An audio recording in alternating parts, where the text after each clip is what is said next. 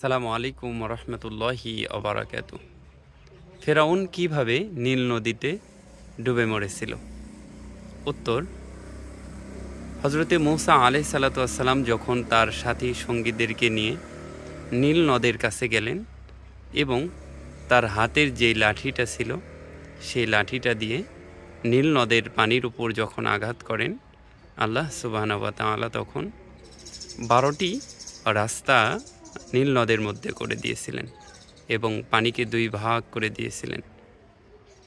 ওই খান দিয়ে হজরতে মূসা আলাইহিস সালাম তার অনুসারীদেরকে নিয়ে নীল নদের ওপারে যখন চলে গেলেন, চলে যাওয়ার পর স্বৈরাচারী ফেরাউন তার সৈন্যদেরকে নিয়ে নীল নদের কাছে এসে দেখলেন সুন্দর রাস্তা হয়ে আছে।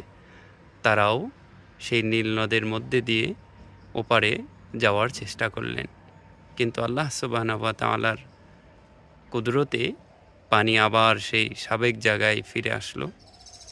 এই অবস্থায় তার সৈন্যসহ ফেরাউন নীল নদের মধ্যে ডুবে পানি পান করতে করতে মারা গিয়েছিল।